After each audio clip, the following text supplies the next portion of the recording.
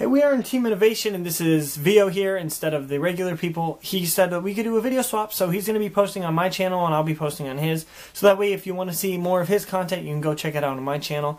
And I'm just going to be here explaining something that I think is really cool. So, the new cards have come out for a deck called UA. UA is a deck that people have for the longest time thought was just kind of an annoying gimmicky deck. It had a ace in defense, which that basically just said, I can stop your summon, or stop one card, basically like a mini Quasar.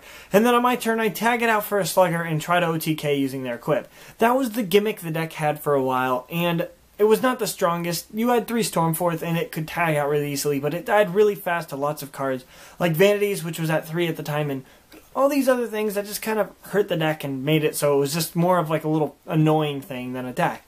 So, up until now, it's been really a lot of nothing. But in about a week or so, the sneak peek for this new set's going to drop that has a lot of these new UA cards, including things such as the Rebounder, the Dunker, and then the Signing Deal, and then a trap card called the Penalty Box. These 4 cards are really cool things that really kind of boost for the deck. I'm not going to be reading in detail their effects or talking about the cards in detail. That'll be something I'll do at a later time. But what this is going to be doing is describing how, as a deck and as a whole, these new cards make it so it's viable. What these cards do is, we have the trap card, which it lets you, to be blunt, why you use it, is it lets you search out your spells. Signing Deal is a spell that says you can summon any UA from your deck for a small cost, which is something really strong because it lets you search out and tag out what you don't have. And Dunker and the Rebounder are 2 basketball themed cards that are really, really cool. Dunker allowing you to do piercing so your opponent can't really make defensive plays. And then the Rebounder basically being the main card. So Stormforth is still a very strong card.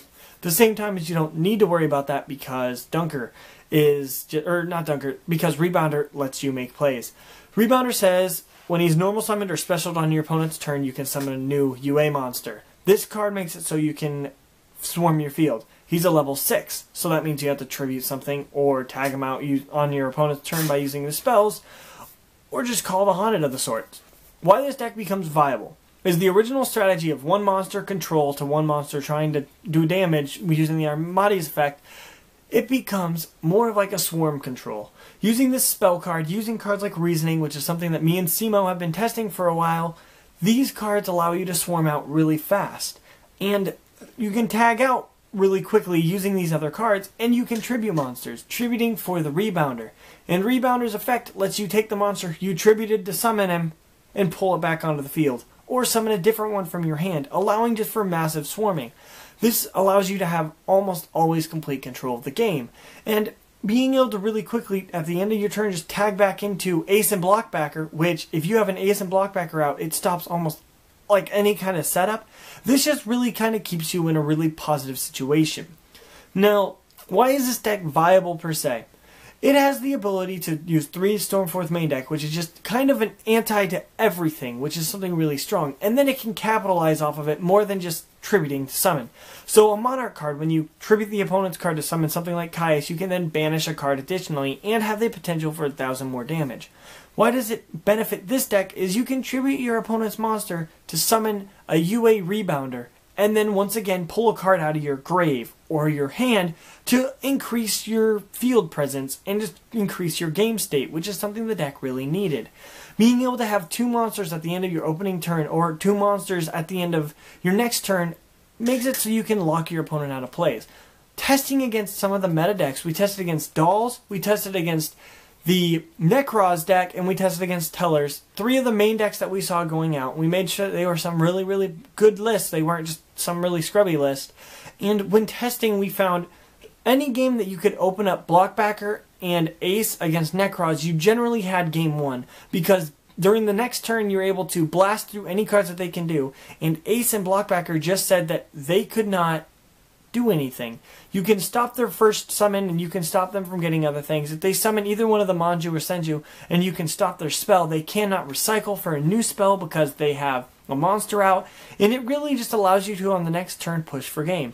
Using some of their old strategies and new strategies, being able to build in for some massive damage and massive advantage.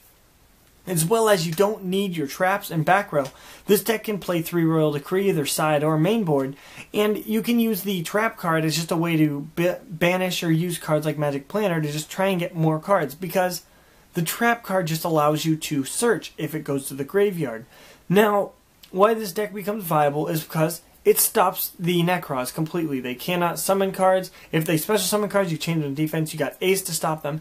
Against Dolls, it does a very similar thing. If they choose to fusion summon any of their cards, you can turn it to defense, which Winda has terrible defense, and negate its effects that turn. Upon the next turn, use your 1 special summon to tag out a guy, or normal summon a card, tag it out into a new card, beat over the Winda. Sure, they may get an effect, but at the same time, you'll be able to go massive plus and try and be able to push for games in all these situations that the Winda being able to do that didn't matter as much, as well as you can stop some of their other effects using Perfect Ace just to stop them from being able to get the fusion off in the first place, which is something that's really strong that not a lot of decks can do. Anything that can get the Quasar effect with the 25 defense wall and the entire time they're building up attack points just makes the deck a lot better than a lot of people give credit for, I guess. Now, the last deck that we tested against was Tellers, which is kind of the hardest matchup, and Tellers are the lowest tier out of the 3 decks. The reason why it's such a hard matchup is, yes, you can negate stuff, but they have lots of ways to pull cards back.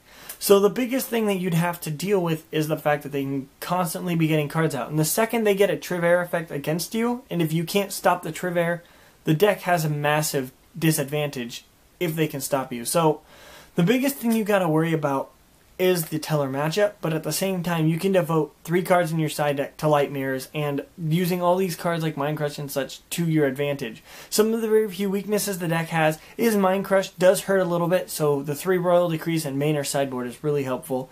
You do not need spaces, but Vanities does hurt. Luckily it's at 1, and so it doesn't hurt as much, but the Vanities does hurt you, so you have to use you got to make sure to utilize cards like Stormforth to tribute your opponent's monsters to kill their own Vanities. And last of all, a thing that kind of does hurt the deck is if your opponent uses something like Kaiser Coliseum, because you do want to be able to get multiple monsters out with the new way the deck runs. It can revert to its old 1-card stall, but the way that the deck has moved forward, it's a lot faster, it's aggro-based, it can win in a couple of turns, meaning like me and Simo in our testing, we could win in the first 3 turns of the duel because of how fast the deck became. Well, I would like to see what you guys thought of this build. We'll be uploading a profile on either me or Simo's channel soon. It'll be really interesting, and I hope that you enjoy this. Remember to like, comment, subscribe, and all that, and as always, have a wonderful day. Yeah.